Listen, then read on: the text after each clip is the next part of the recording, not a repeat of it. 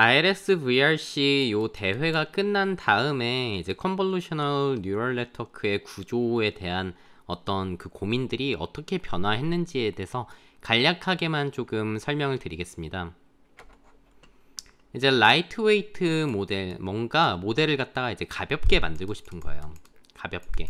이 딥러닝이라고 하는 애가 연산도 많고 하니까 사실상 뭐 서버 같은 게 있어야 이제 좀 돌아가던 애들을 갖다가 뭐 요즘 여러분들 그 모바일에서 뭔가를 많이 하잖아요. 태블릿도 있고 뭐 예를 들면 스마트폰도 있고 그런 데서 돌리기 위해서는 이 서버가 필요 없이 조금 가볍게 CNN이 돌아가야 한다 하는 이쪽의 연구가 좀 많이 유행을 하게 되고요. 그로써 이제 나온 대표적인 연구가 레즈넥스트라고 하는 이런 겁니다. 레즈넷에 이제 X가 갑자기 껴들어왔죠. 이 레즈넥스트의 이제 철학만 좀 살펴보자면은 컨볼루션을 할 때 그룹을 지어서 하자는 겁니다. 그 그룹 컨볼루션.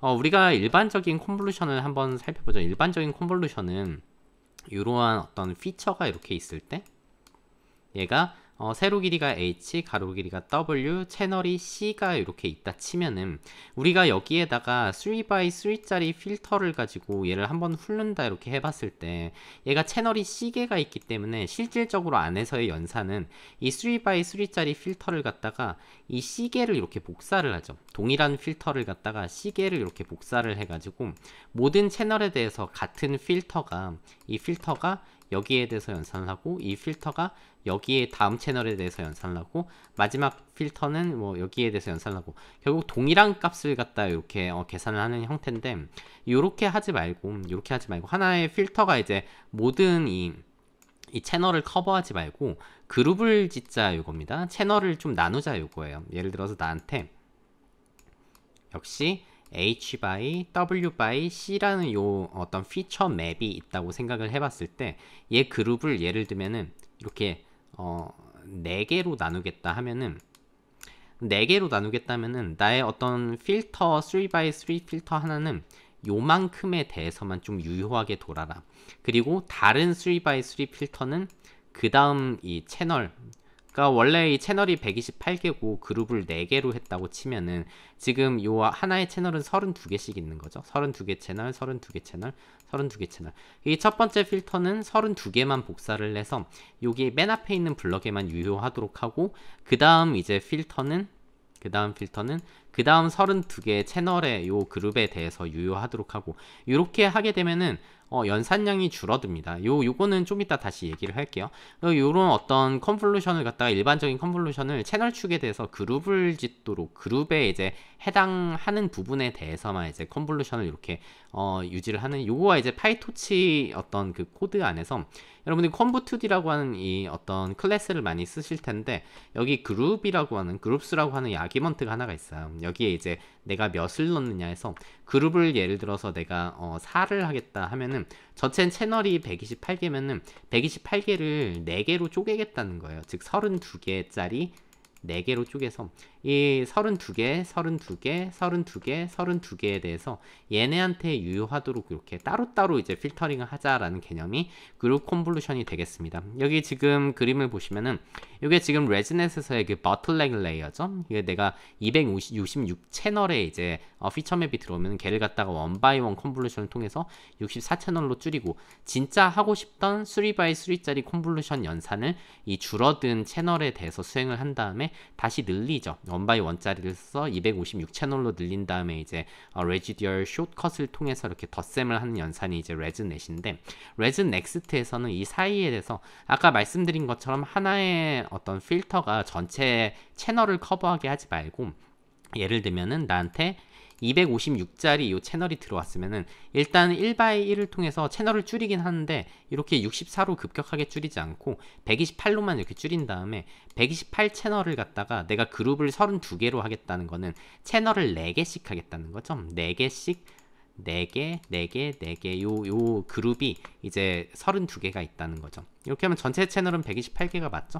근데 이 컨볼루션 할 때 하나의 필터가 이제 커버하는 영역이 이 4개짜리 채널에 대해서만 이제 커버하도록 이렇게 컨볼루션을 돌리겠다라고 이렇게 들어가는 부분.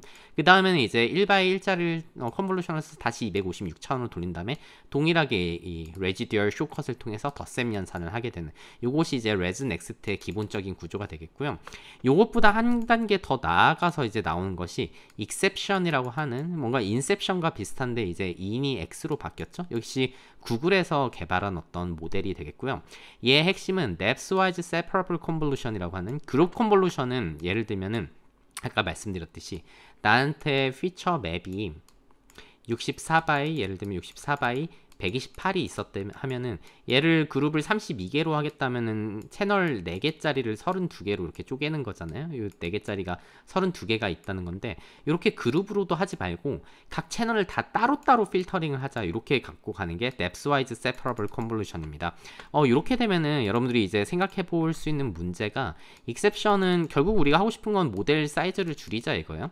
이 depth-wise separable convolution은 예를 들어서 내가 이 세로 길이 요게 세로 길이죠. 세로 길이 그리고 얘가 가로 길이 그리고 여기가 이제 채널 수인데 채널에 대해서 이 3x3짜리 필터가 한 채널만 그냥 보는 거예요. 얘를 복사해서 재사용하는 게 아니라 모든 채널에 대해서 쓰는 게 아니라 각 채널을 담당하는 필터가 다 따로따로 그러니까 말 그대로 뎁스별로 다 별개로 분리된 컨볼루션을 하자 요거 얘긴데 이렇게 하게 되면은 우리가 이 공간 영역만 봤을 때는 H by W에 대해서는 그냥 우리가 컨볼루션 돌리는 거나 매한가지인데 이 뒤쪽에 붙어있는 정보는 취합을 못하죠. 이 채널 하나만 보게 되니까 필터가 뒤쪽에 달려있는 이 채널 축에 대한 정보는 하나도 취합을 못하게 되니까 depth-wise separable 컨볼루션을 한 다음에는 그 다음부터는 1x1짜리 포인트 와이즈 컨볼루션 즉 내가 여기 첫 번째 depth-wise separable 컨볼루션 할 때는 이 한 채널에 대해서만 봤으니까 그 다음에 이제 이 채널 축으로는 1x1짜리를 한 번 더 써서 결국은 분리해서 보겠다 이겁니다. 원래 기본 일반적인 스탠다드 컨볼루션 같은 경우에는 3x3짜리를 돌리면은 이 공간도 쳐다보면서 이렇게 돌면서 쳐다보죠. 그러면서 이 채널 축도 같이 취합을 하는 형태였다면 이거 두 개를 분리한 거죠. 공간만 바라보는 depth-wise 그러니까 뭔가 채널별로 따로 보는 컨볼루션 돌리고 그 다음에 이 채널 축에 대한 정보는 1x1짜리 컨볼루션을 통해서 이렇게 하나로 이렇게 합치겠다. 이 두 개를 분리하게 되면은 연산량이 뭔가 동일하게 이 공간 영역과 이 채널 영역을 둘 다 보기는 하지만 이 두 개를 분리함으로써 즉 depth-wise separable convolution과 point-wise convolution 요거를 분리를 함으로써 연산량이 급격하게 줄어듭니다. 예를 들어 볼게요. 일반적인 컨볼루션에서 우리가 3x3짜리 필터를 이렇게 쓴다고 했을 때 연산량은 우리 피처 사이즈가 H by W by 채널 C인이라고 하겠습니다. 요거 곱하기 우리가 3x3짜리를 우리가 필터 개수만큼 쓰죠. 이 3x3짜리를 이 채널의 아웃풋 개수만큼 전체 연산량이 이렇게 돌아가는데 depth-wise separable convolution을 쓰게 되면 depth-wise separable convolution을 3x3짜리를 이렇게 쓴다고 생각을 해보십시오.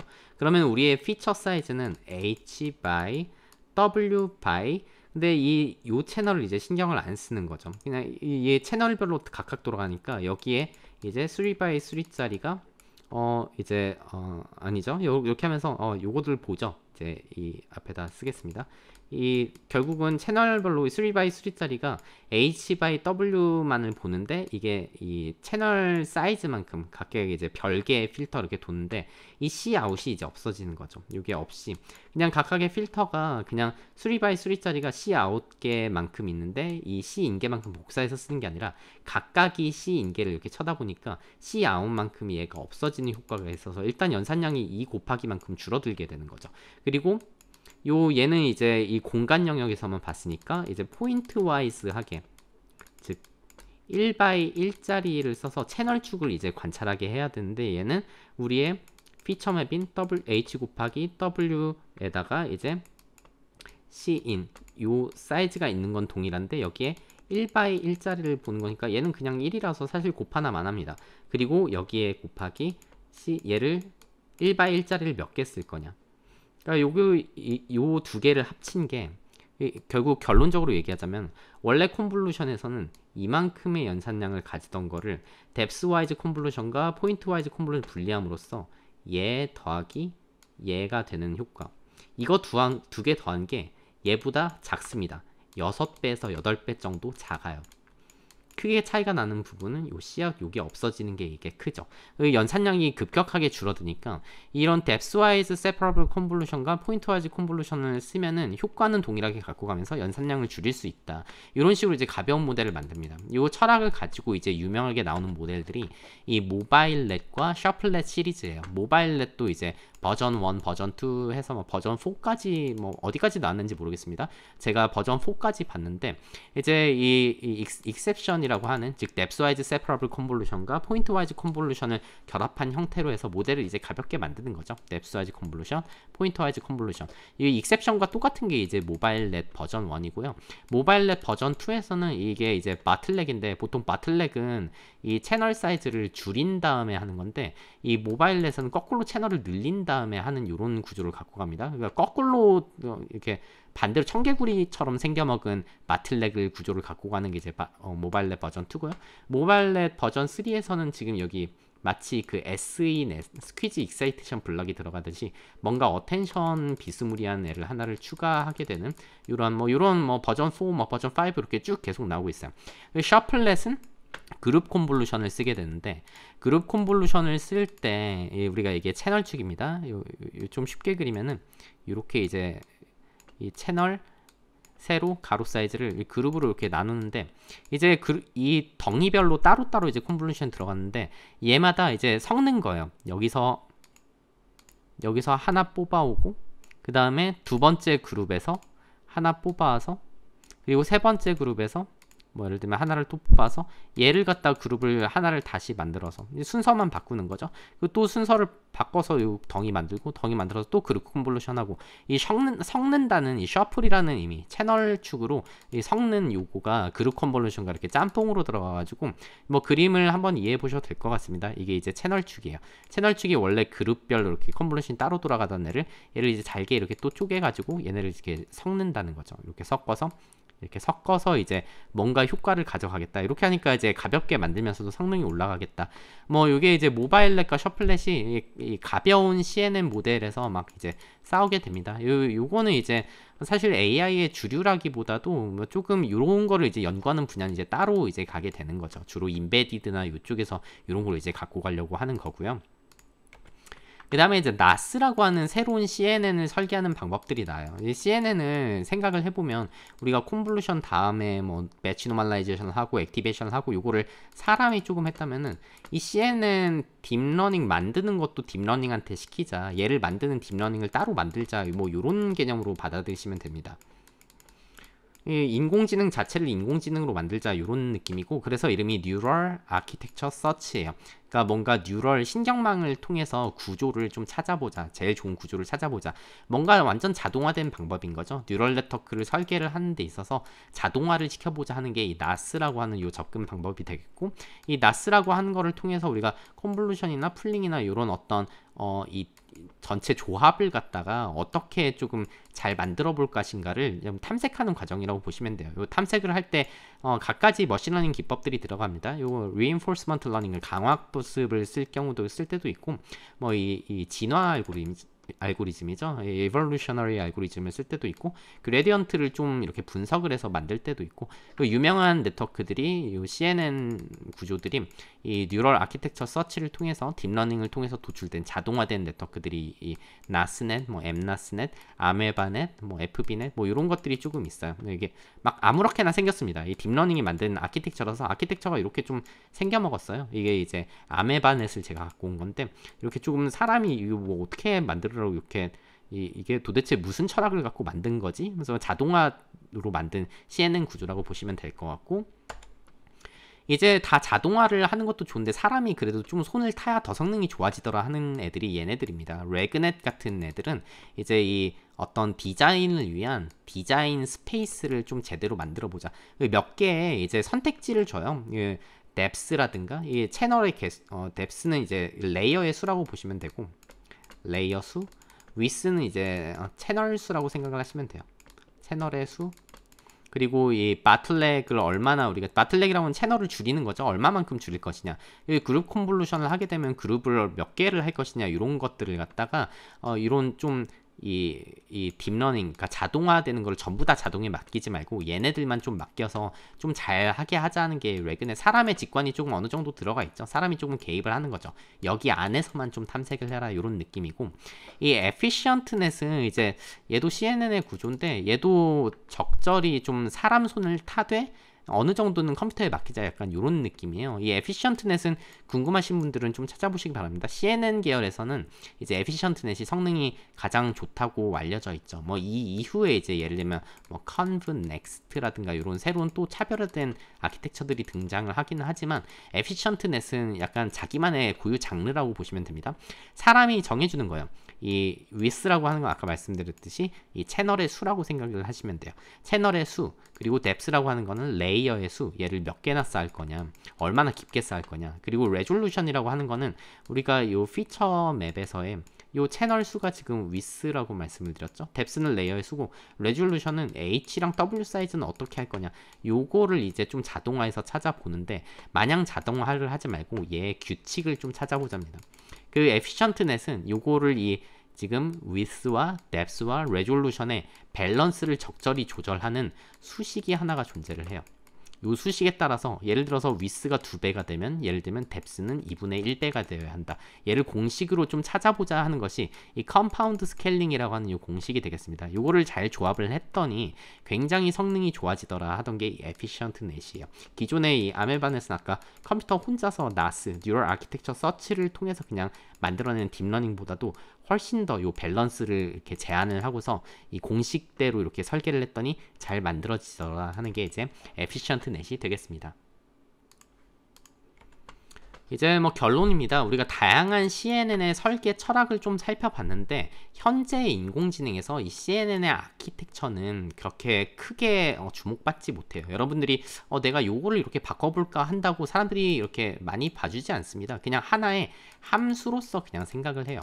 뉴럴 네트워크가 그렇잖아요. 뉴럴 네트워크라고 하는 그냥 하나의 우리가 어떤 역할을 부여하고 싶은 하나의 함수, 즉 입력이 이렇게 쏙 들어갔을 때 x라는 입력을 넣으면 그냥 y가 나오는 하나의 함수인 거예요.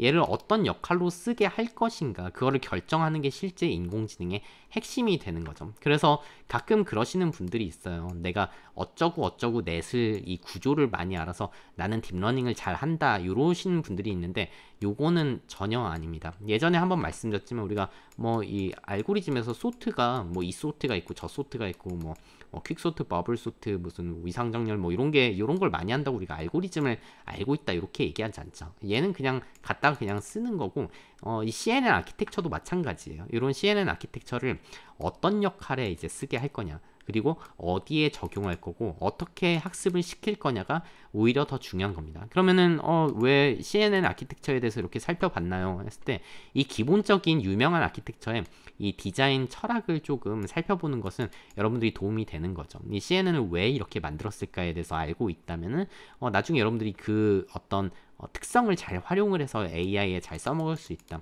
요 아키텍처가 꼭 명심하시기 바랍니다. 아키텍처가 딥러닝이 아니다라는 거를 제가 강조를 하고 싶어요. 가끔 뭐 컨브레이어가 몇 개고 뭐 액티베이션 렐로를 쓰고 여기에 노멀라이제이션은 뭘 하고 요거를 이렇게 잘 하는 요게 딥러닝의 다구나, 요게 절대 아니라는 겁니다.